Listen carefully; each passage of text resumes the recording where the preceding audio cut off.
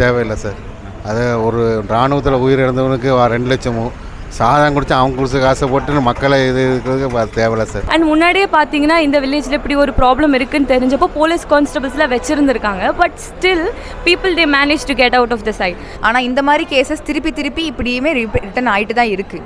So இது மொத்தமாக நிறுத்தணும்னா இன்னும் ஸ்ட்ரிக்டான ஆக்ஷன்ஸ் அந்த பீப்புள் மேலேயுமே அந்த கவர்மெண்ட் அஃபீஷியல்ஸ் மேலேயுமே அவங்க இன்னும் எடுத்துருக்கலாம் தான் என்னோட ஒப்பீனியனாக இருக்குது. ஆனால் வணக்கம், உங்கள் பேர்? என் பேர் கணேசன். சிவா மகாராஜன். ஓகே. ஆனால் இப்போ தமிழ்நாட்டில் வந்து இந்த கள்ளச்சாராய சாவு வந்து அதிகமாகிட்டே இருக்குது. இதை பற்றி நீங்கள் என்ன நினைக்கிறீங்க? இது வந்து ஆட்சி சீர்கேடல் தான். ஆட்சி ஒழுங்காக இல்லாமல் தான் இந்த கள்ளச்சாராயமே நடக்குது. அவங்க ஆட்சியாளர்கள் துணை இல்லாமல் இது கண்டிப்பாக நடக்க சாத்தியமே கிடையாது. சரி, இந்த சாவுக்கு வந்து அரசு இழப்பீடுலாம் கொடுக்கு. அது சிலர் வந்து நல்லதுங்காங்க, சிலது வந்து இது எதுக்கு தேவையில்லாமல் வரி பணத்தை போய் அவங்ககிட்ட கொடுக்கீங்க சாராயம் குடித்தவங்ககிட்டன்னு கேட்காங்க. இதை நீங்கள் எப்படி பார்க்குறீங்க? இது கண்டிப்பாக உயிர் இழப்புங்கிறது எல்லாத்துக்கும் இழப்பு தான். ஆனால் கள்ளச்சாராயம் குடிச்சு செத்தவங்களுக்கு 10 லட்சங்கிறது ரொம்ப அதிகம். ஏன்னா இது இராணுவத்துலேருந்து எத்தனை பேர் இறக்குறாங்க, அவங்களுக்கு கொடுக்கலாம். ஒரு சிவகாசி பட்டாசு ஆலை இருக்குது, அதிலெல்லாம் நிறைய பேர் செத்துருக்காங்க, அவங்களுக்கு கொடுக்கலாம். திடீர்னு ஒரு யானை மிதிச்சுலாம் செத்துடுறாங்க ஒரு காட்டுக்குள்ளே, ஒரு தேயிலை தோட்டத்துலலாம் அப்படின்லாம் நடக்குது, அவங்களுக்கு கொடுக்கலாம். இவங்க குடிச்சு செத்ததுக்காக அவங்களுக்கு நிவாரணம் கொடுக்குறதெல்லாம் ரொம்ப தப்பான செயல். அதனால் அதை ஏற்றுக்கிட முடியாது. நீங்கள் நாட்டுக்கு எதுவும் பண்ணிட்டு செத்துருந்தா கூட கொடுக்கலாம். நீங்கள் சாராயம் குடிச்சிட்டு செத்தவங்களுக்கு 10 லட்சம்னா அப்போ நம்ம மக்களை காப்பாக்க இராணுவத்துக்கு பாடுபட்டுறவங்களுக்கு கொடுக்கறதுல தப்பு இல்லைல்ல. அப்போ ஏன் அதையும் செய்ய மாட்டேங்கிங்க? அது பெரிய தவறு தான். இது கொடுத்தா ஏற்றுக்கிட முடியாது. அப்படி பார்த்தா குடிச்சிட்டு இந்த ஒயின் ஷாப்பை குடிச்சிட்டு ரோட்டில் வந்து சாவதான் செய்தாங்க. அப்போ அவங்களுக்கு கொடுக்கலாமே? போனது தான் எல்லாத்துக்கும் தான் கொடுக்கலாமே. இதை வந்து குடிச்சிட்டு அவன் சாவது தான் குடிச்சிட்டு இருக்கான். அப்போ இந்த ரூபாய் கொடுக்கணும். இந்த கள்ளச்சாராய சாவு வந்து அரசோட மெத்தனம்னு நினைக்கிங்களா, இல்லை என்னதான் அரசு கண்டிச்சாலும் இவங்க குடிக்கிறவங்க குடிச்சிட்டு தான் இருப்பாங்கன்னு சொல்கிறீங்களா? எப்படி நீங்கள் பார்க்குறவங்க குடிச்சிட்டு தான் இருக்கிறாங்க, அதை தடுக்கவே முடியாது. ஏன்னா இந்த ஒயின் ஷாப்லாம் அடைச்சாலும் திரும்ப அடிக்க தான் போகிறாங்க. எப்படி எல்லாமே ஒயின் ஷாப்பு அடைச்சிட்டாலே எல்லா வீட்டில் உட்காந்து கள்ளச்சாரம் அடிக்க தான் செய்தாங்க. இந்த லாக்டவுனில் பார்க்கல என்னமோ அந்த மாதிரி தான். அது வந்து எந்த விதமான இதுவும் பண்ண முடியாது. இந்த இழப்பீடு கொடுக்குறத பற்றி நீங்கள் என்ன நினைக்கிறீங்க? இழப்பீடு கொடுக்குறது வந்து என்னை பொறுத்த வரைக்கும் நான் கொடுக்கக்கூடாது. ஏன்னா அதை வந்து குடிச்சிட்டு அவன் சாவதுக்கானே அவன் கொடுக்குறாங்க. அப்படிங்கும்போது நம்ம வரி கட்டு தான், அந்த வரி பணத்தை அங்கே கொடுத்து நம்ம இருக்கிறதுக்கு இது எதையும் இப்போ மாப்பிள்ளை சொன்ன மாதிரி தான் இப்போ வந்து வெள்ளத்தில் அடிப்பட்டாங்க, அவங்களுக்கு ரூபாய் கொடுத்துருக்கலாம். காய்ச்சினவங்க சொத்து பறிமுதல் பண்ணி கொடுக்க வேண்டியதானே? கள்ளச்சாராயம் விற்றாங்கல்ல, அதுக்கு அவங்கெல்லாம் இருப்பாங்கல்ல, அவங்க சொத்தை பறிமுதல் பண்ணி அவங்களுக்கு இழப்பீடாக கொடுங்க. அது ஏன் மக்கள் பொது நிவாரண நிதியிலேருந்து கொடுக்குறீங்க? ராணுவ அதிகாரி எத்தனை பேர் இறந்து போகிறாங்க, அதுக்கு கொடுக்கலாம். ராணுவ அதிகாரி இறந்து போகிறாங்களா, அதுக்கு கொடுக்கலாம். அவங்க என்ன பண்ணுறாங்க? ஒன்றும் பண்ணல. இவங்களுக்கு அவங்க சொன்ன மாதிரி அவங்க சொத்தை பறிமுதல் பண்ணி அவங்க இது பண்ணணும். அதான் கரெக்டு. அவங்க வீடு வாசல் எல்லாம் செட்டில் ஆகிட்டு தானே இருக்கிறாங்க. அப்படிங்களா? அது பொது நிவாரண நிதி எதுக்காக வச்சிருக்கு? இந்த மாதிரி ஏதாவது துயரம் பேரிடர் நடக்கும்போது அதை பயன்படுத்துறதுக்கு தான். அதுக்காக குடிச்சிக்கிட்டு நீ உன் சுய லாபத்துக்காண்டி குடிச்சிட்டு செத்துருக்கு, அதுக்காக கவர்மெண்ட் நிலையிலேருந்து கூட ரொம்ப தவறு தான். சார் வணக்கம், உங்கள் பேர்? சார் செல்வராஜ். ஓகே. இப்போ வந்து சமீபத்தில் தமிழ்நாட்டில் கள்ளச்சாராய சாவுங்கிறது பெருசாக பேசிக்கிட்டு இருக்காங்க எல்லாருமே. இந்த கள்ளச்சாராய சாவை பற்றி நீங்கள் என்ன நினைக்கிறீங்க?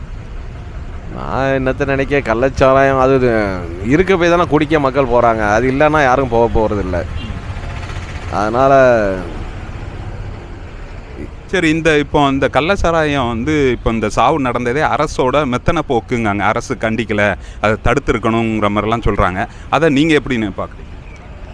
அரசு எதை தான் கண்டிக்க முடியும்? எல்லா இடத்துலையும் எல்லாம் கஞ்சா எல்லாமே அரசுக்கு தெரியாமல் எதுவுமே நடக்கலை. எல்லாமே அரசாங்கம் தான் அதுக்கு பொறுப்பு.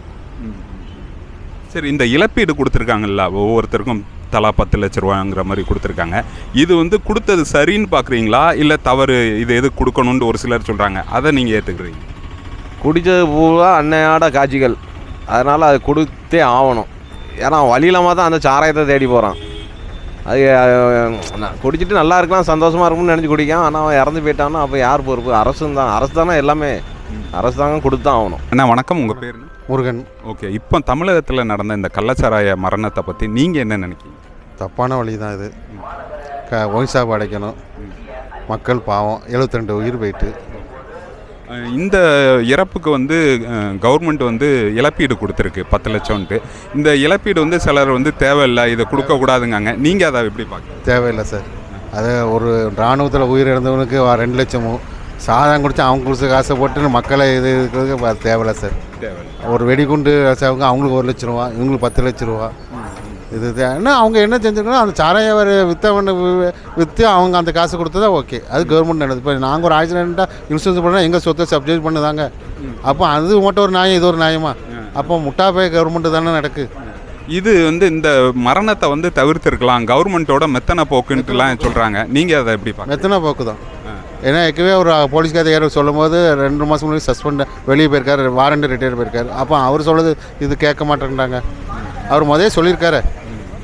அந்த 2 உயிர் செத்த அன்றைக்கே அந்த ஆஸ்பத்திரியில் டாக்டர் எல்லாம் செக் பண்ணி அந்த உடல் அது பண்ணியிருந்தால் கூட அந்த இவ்வளோ உயிர் போயிருக்காது. ஆனால் வணக்கம், உங்கள் பேர்? அருள்தாஸ். ஓகே, இப்போ வந்து இந்த கள்ளச்சாராய சாவு நடந்திருக்குல்ல தமிழ்நாட்டில், இதை வந்து நீங்கள் எப்படி பார்க்குறீங்க? கள்ளச்சாராயங்கிறது காய்ச்சறதுங்கிறது எல்லா ஆட்சியிலுமே நடந்துக்கிட்டே தான் இருக்குது. சாவும் எல்லா ஆட்சியிலுமே விழுந்துக்கிட்டு தான் இருக்குது, இப்படி தானே? ஆனால் இதுக்கு கவர்மெண்ட்டு ஒரு முக்கியமான பொறுப்பு இருக்குது. இதில் போலீஸு முக்கியமான, ஏன்னா அவங்க கையில் தான் எல்லாமே இருக்குது. அவங்ககிட்ட ரொம்ப பொறுப்பு இருக்குது அவங்கள. ஏன்னா அவங்களுக்கு தெரியாமல் நடக்கிறதுக்கும் வாய்ப்பு இல்லை.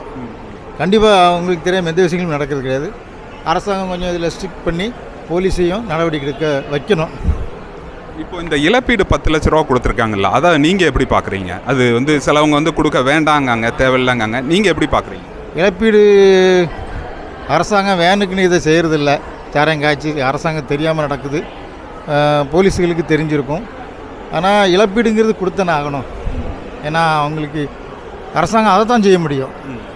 ஒரு இடமா போய் பார்த்துக்கிட்டு எங்கே வடிக்கிறாங்க, எங்கே சாவு நடக்குன்னு அவங்களுக்கு பார்த்துக்கிட்டு இருக்கிறதுக்கு நேரம் இல்லை. ஆனால் இழப்பீடு கண்டிப்பாக என்ன ஒன்று நடந்தாலுமே இழப்பீடுன்னு அரசாங்கம் கொடுத்தே ஆகணும். அது அவங்களுக்கு ஒரு யூஸ்ஃபுல்லாக ஆயிரும். பிள்ளைங்களை படிக்க வைக்கிறதுக்கு, மற்ற எதுவுமே ஒரு ஆண் போயிட்டான்னா வீட்டில் பொம்பளைங்களுக்கு எவ்வளோ கஷ்டம் இருக்கும். வேலைக்கு போகணும், பிள்ளைங்களை படிக்க வைக்கணும். கண்டிப்பாக இது கொடுத்தானோ இது நல்ல விஷயம். ஐயா வணக்கம், உங்கள் பேர்? ராமர். ஓகே, இப்போ வந்து தமிழ்நாட்டில் அந்த கள்ளச்சாராய சாவு நடந்திருக்கு. இது அரசோட மெத்தனம் தான், இன்னும் கொஞ்சம் ஸ்ட்ரிக்டாக ஆக்ஷன் எடுத்து முதல்லையே பிடிச்சிருக்கணுங்கிற மாதிரி சொல்கிறாங்க. அதை நீங்கள் எப்படி பார்க்குறீங்க? இப்போ கள்ளச்சாராயம் ஏன் வருதுன்னு சொன்னால், இந்த குடிக்கிற கடையெல்லாம் இருக்குல்ல, அதெல்லாம் க்ளோஸ் பண்ணிடணும். நம்மளுக்கு இந்தியாவுக்கு அது தேவையில்லை, நம்ம கிளைமேட்டுக்கு அது தேவையில்லை. கோல்டு கண்ட்ரீஸுக்கு அது சாப்பிட்றது இயற்கை. இதுக்கு நம்ம ஹாட் கண்ட்ரீஸில் இது தேவையில்லை. டோட்டலாகவே கவர்மெண்ட்டு நிப்பாட்டினா நல்லது. இந்த இழப்பீடு 10 லட்ச ரூபா கொடுத்துருக்காங்கல்ல, அது வந்து ஒரு சிலர் வேண்டாம், நம்மளோட வரிப்பணம் எதுக்கு வேஸ்ட்டாக போகுதுங்காங்க. நீங்கள் அதை பற்றி என்ன நினைக்கிறீங்க? இல்லை, இருந்தாலும் இது வந்து அவங்க தப்பு பண்ணதுக்கு ஒரு ப்ரைஸ் கொடுக்குற மாதிரி இருக்குது. ஏன்னா அதே சமயத்தில் ரொம்ப ஏழையாக இருக்கான் அப்படின்னு சொன்னால் அவனுக்கு ஹெல்ப் பண்ணலாம். அதாவது இப்போ வெறும் டெய்லி வேஜில் சாப்பிட்டுக்கிட்டு இருக்கான், அவன் போய் குடிச்சிட்டான் அப்படின்னா அந்த மாதிரி ஆளுகளுக்கு கொடுக்கலாம். வீடு இருக்குது, எல்லாமே இருக்குது, அவனுக்கு கொடுக்கக்கூடாது. அந்த மாதிரி. வணக்கம், உங்கள் பேர்? நான் சத்யலக்ஷ்மி. ஓகே, இப்போ இந்த கள்ளக்குறிச்சி சம்பவம் நீங்கள் கேள்விப்பட்டிருப்பீங்க, கள்ளச்சாராயம். இது இந்த சம்பவத்தை நீங்கள் எப்படி பார்க்குறீங்க? இத்தனைவரோட மரணம் நீங்கள் அதை எப்படி பார்க்குறீங்க? ஃபர்ஸ்ட் ஆஃப் ஆல் இது வந்து ரொம்ப ஷாக்கிங்காக இருந்துச்சு. ஏன்னா வந்து ஒன் ஃபைன் மார்னிங் பார்த்தீங்கன்னா திடீர்னு நிறைய பேர் இறந்து போகிறாங்கன்னு தெரியும் போது it was very shocking. But indeed நம்ம போகும்போது தான் தெரியுது இது வந்து அந்த வில்லேஜில் இருக்கிற பீப்புளோட லேக் ஆஃப் நாலேஜ்னால தான் இவ்வளோ நடந்திருக்குங்கிறது நம்மளுக்கு அதுக்கப்புறம் தான் தெரியுது. அண்ட் முன்னாடியே பார்த்தீங்கன்னா இந்த வில்லேஜில் இப்படி ஒரு ப்ராப்ளம் இருக்குன்னு தெரிஞ்சப்போ போலீஸ் கான்ஸ்டபிள்ஸ்லாம் வச்சுருந்துருக்காங்க. But still people they manage to get out of the site. So இது மெயினாக எதனால் வந்துச்சுன்னா அங்கே இருக்கிற பீப்புளுக்கு வேலை கிடைக்கல அவங்களுக்கு. லைக் மேக்ஸிமம் எல்லாருமே டெய்லி வேஜ் ஒர்க்கர்ஸாக இருந்திருக்காங்க. லைக் தினம் கூலி அப்படி வேலை பார்க்குறவங்களாக இருந்ததுனால அவங்களுக்கு வேறு லைவ்லிஹுட் இல்லை. ஸோ வந்து என்ன பண்ணாங்க, they opted for this method. And அது போக எப்படி பார்த்தீங்கன்னா லைக் வாங்குற போகிறவங்களுமே வந்துட்டு தேவர் டெய்லி கூலி. ஸோ என்ன ஆகிடுச்சு, அவங்களுக்கு வந்து ஒரு ஸ்ட்ரெஸ் ரிலீஃபாக அப்படி வந்து தே தாட் திஸ். அண்ட் ஃபைனலி என்ன ஆகிடுச்சு, இப்படி ஒரு மெத்தனால் இதாகும், பாய்சன் ஆகும்னு வந்து யாருமே எதிர்பார்க்கல. It was like national wide breaking நியூஸாக இருந்துச்சு. And at the same time this is not the first time it's happening. 2023 இந்த மாதிரி விழுப்புரமில் ஒரு கேஸ் நடந்திருக்கு. அண்ட் அதெல்லாம் வச்சு பார்க்கும்போது இது நம்ம கண்டிப்பாக வந்து அரசாங்கத்தோட கவனக்குறைவு நம்ம சொல்ல முடியாது. It is the people, they lack the knowledge. Like என்ன தான் வந்து அரசாங்கம் ரூல்ஸே போட்டாலும் we people have to be aware. Like என்ன நம்ம தான் தப்பு பண்ணுறோங்கிறது நம்ம இது பண்ணிக்கணும். அண்ட் அது போக பார்த்தா லைக் இந்த இழப்பீடு வந்து கொடுத்துருக்காங்க. இந்த இழப்பீடு வந்து நிறைய பேர் என்ன சொல்கிறாங்கன்னா, இது தேவையில்லை, நம்ம வரிப்பணம் ஏன் தேவையில்லாமல் போதுங்காங்க. அது நீங்கள் யங்ஸ்டர்ஸாக நீங்கள் எப்படி பார்க்குறீங்க? இப்போ நம்ம பார்த்தோன்னா இறந்து போனது எல்லாமே மென் தான். லைக் ஒரு ஃபேமிலியில் ஒரு ஃபாதர் ஃபிகர் இல்லைன்னா அந்த ஃபேமிலி எவ்வளோ கஷ்டப்படுங்கிறது வி ஆல் நோ. ஸோ இதை வந்துட்டு லைக் நம்ம ஒரு ஹெல்பிங் ஹேண்டாக கொடுக்குறதா நம்ம நினச்சிக்கலாம் தான் நான் நினைக்கிறேன். ஏன்னா இப்போ அந்த ஃபேமிலிக்கு இப்போ யாருமே இல்லை ரன் பண்ண. So they need something. அதுக்கு இந்த ஒரு 10 lakhs இருக்கட்டும், இல்லை 50,000 அவங்க மெடிக்கல் செலவாக இருக்கட்டும், எல்லாமே வந்து அந்த ஃபேமிலியை ஹெல்ப் பண்ண போகுது. லைக் அடுத்த ஜென்ரேஷன், அதாவது நம்ம ஜென்ரேஷன்லேருந்து ஒருத்தங்க படித்து வரத்துக்கு தான் அதை ஹெல்ப் பண்ண போகிறது தான் நான் பார்க்கும்போது I don't think it is a bad thing. But இது நம்ம நல்ல வழியில் அவங்க யூஸ் பண்ணிக்கிட்டாங்க நல்லா இருக்கும்னு எனக்கு தோணுது. வணக்கம்மா, உங்கள் பேர்? என் பேர் ஜனனி. நான் சாரடகர் காலேஜில் படிக்கிறேன், 3rd இயர். ஓகே. இப்போ கள்ளக்குறிச்சி கள்ளச்சாராயம் சாவு பற்றி கேள்விப்பட்டிருப்போம், எல்லாருமே பேசிகிட்டு இருக்காங்க. இந்த மரணங்களை பற்றி நீங்கள் என்ன நினைக்கிறீங்க? அதாவது இது வந்து ஃபஸ்ட் டைம் இப்போ நடக்கிற விஷயம் கிடையாது. தமிழ்நாடுலையுமே சரி, ஆல் ஓவர் இந்தியாலுமே சரி, நிறையா வாட்டி இந்த மாதிரி நிறைய கேசஸ் வந்து ரொம்ப பழைய காலத்தில் ரொம்ப முன்னாடிலேருந்தே ரிஜிஸ்டர் ஆகிட்டு தான் வந்துட்டுருக்கு. 2008 2007 நம்ம சென்சஸ் எடுத்து பார்த்தோன்னா அதில் வந்து ஒரு ஸ்டேட்லேயும் 1000 டெத்ஸு, அந்த மாதிரி 100 200 1000 வரைக்கும் வந்து போயிருக்கு. ஸோ அப்போ இது வந்து ஃபஸ்ட் டைம் கிடையாது. ஆனாலும் வந்து இது வந்து சரியான ஒரு விஷயம் கிடையாது. ஏன்னா இந்த மாதிரி அதாவது ஆக்சிடென்ட் ஆகி இறந்து போகிறவங்க இருக்காங்க. ஆனால் இப்படி கள்ளச்சாராயம் குடித்து இறந்து போகிறதுன்றது வந்து ரொம்ப பரிதாபப்படுற ஒரு விஷயந்தான். இது கவர்மெண்ட் வந்து இன்னும் கொஞ்சம் ஸ்ட்ரிக்டாக ஆக்ஷன் எடுத்திருக்கலாம், இதை முதல்லயே தடுத்துருக்கலாம்லாம் சொல்கிறாங்க. அதை பற்றி நீங்கள் என்ன நினைக்கிறீங்க? இப்போதைக்கு வந்து அவங்க என்ன பண்ணியிருக்காங்கன்னா, ஜஸ்ட் அது ரிலேட்டடாக இருக்கவங்கள அரெஸ்ட் பண்ணியிருக்காங்க, அந்த அஃபீஷியல்ஸை சஸ்பெண்ட் தான் பண்ணியிருக்காங்க. ஆனால் இந்த மாதிரி கேசஸ் திருப்பி இப்படியுமே ரிட்டன் ஆகிட்டு தான் இருக்குது.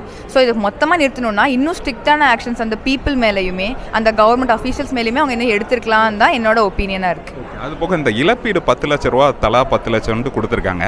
இந்த இழப்பீடு வந்து ஒரு சிலர் தேவையில்லைங்காங்க, ஒரு சிலர் வேணுங்காங்க. நீங்கள் என்ன நினைக்கிங்க? இந்த இழப்பீடை கொடுத்தது சரியா தவறா? உங்கள் பார்வை என்ன?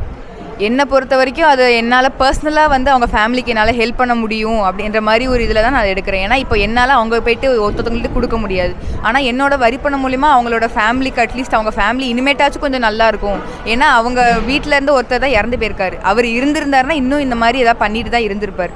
இப்போ அவங்க இல்லைன்றதுனால அவங்கள அட்லீஸ்ட் காப்பாற்றுறதுக்காக அவங்களுக்கு ஹெல்ப் ஆகிருக்கும். இன்னும் ரொம்ப அழிவுக்கு போகாமல் அவங்க குடும்பம் வந்து இன்னும் கொஞ்சம் நிம்மதியாக இருக்கிறதுக்கு ஒரு ஹெல்ப்பாக இருக்கும் அப்படின்ற மாதிரி இதில் என்னோட இழப்பீடு இப்படி கொடுக்கறது வந்து நான் என்னோட வரி பணம் இருந்தாலும் பரவாயில்ல அப்படின்ற மாதிரி ஒரு டேக்கில் நான் எடுக்க விரும்புகிறேன்.